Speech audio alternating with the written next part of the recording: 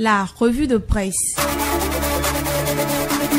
La revue de presse, le condensé des journaux sur Cap FM du lundi au vendredi à 9h30.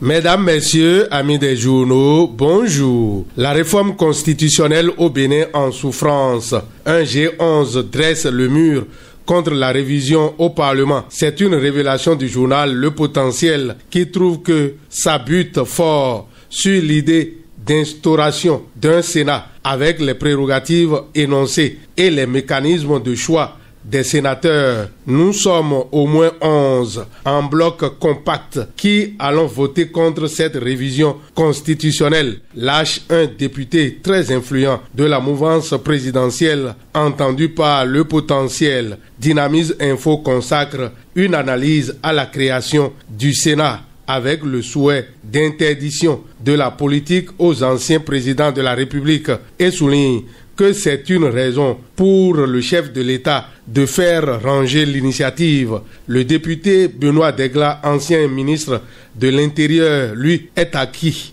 à la création du Sénat et opte pour la révision de la Constitution. Il défend cette révision de la Constitution et défait toutes les inquiétudes à en croire l'événement précis. Le milieu syndical bombe le torse contre cette révision de la Constitution, relevant que les centrales syndicales s'y opposent et appellent à l'option du référendum.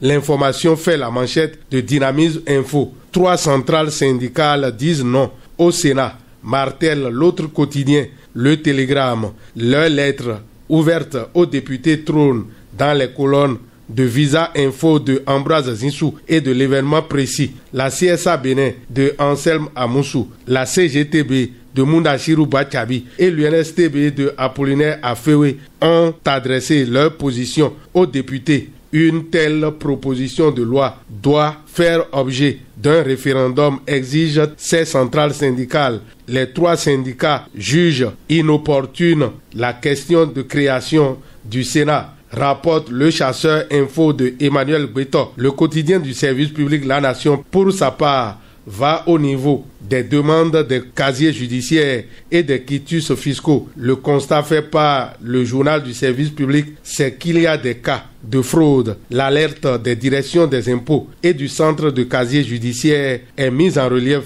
par le quotidien du service public. Le Progrès parle de l'alerte de Mario Mentonou et des directeurs concernés par cette situation. C'est pour ces demandes frauduleuses que la Criette ouvre une enquête, rapporte le Matinal, soulignant que des responsables du parti, les démocrates, sont au banc des accusés. Mario Mentonou accuse les démocrates de falsification de documents des cadres du parti LD dans le viseur de la justice, à en croire Le Potentiel. Pour nouvelle expression, les démocrates sont pris dans un étau judiciaire. Cité dans cette affaire de fraude électorale, le parti Les Démocrates a réagi. Dans les colonnes du journal Le Télégramme, un membre du parti est déposé en prison, relève l'événement précis pour exposer à sa manchette que le parti LD ne se reconnaît pas dans les faits.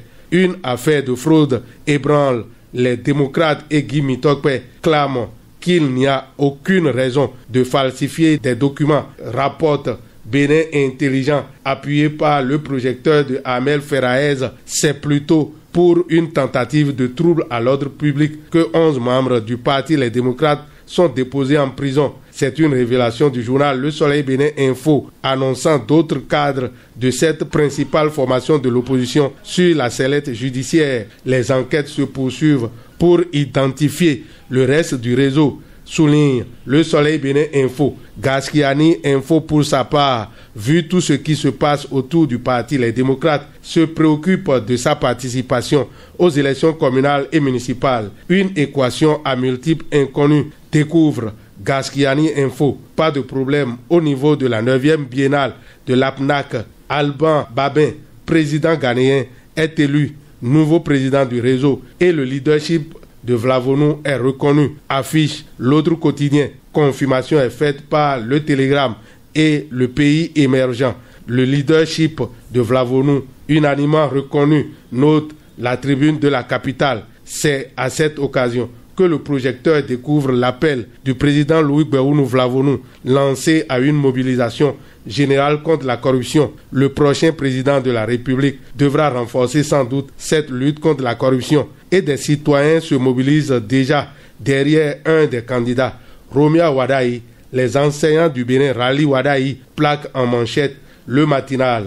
La crèche choisit son camp. Les AME disent oui à Wadaï, martèle le quotidien fondé par l'honorable Charles Toko, le matinal, appuyé par Décryptage Info, la tribune de la capitale, qui relève que les enseignants des 12 départements unissent leurs voix derrière Romia Wadaï. Le chasseur Info appuie cette information également. Les enseignants s'alignent derrière Romia Wadaï, confirme le quotidien fondé par Emmanuel Gbeto. C'est une rumeur qui a failli redessiner les rapports de force en 24 heures qu'expose Nouvelle Expression dans ses colonnes au sujet d'un accord fantôme entre le Bloc républicain et le parti Les Démocrates. Souligne Nouvelle Expression. Interrogation de Visa Info. Quel paysage politique pour le Bénin après 2026? On dira simplement wait ainsi dans la prière.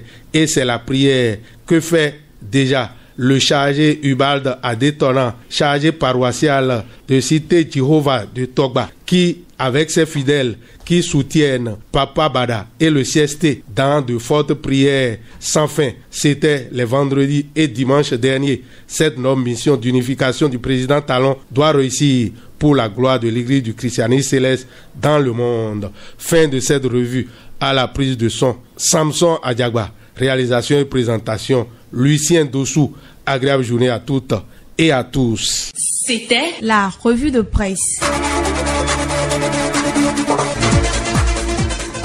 Retrouvez la revue de presse sur le site www.capfm.com.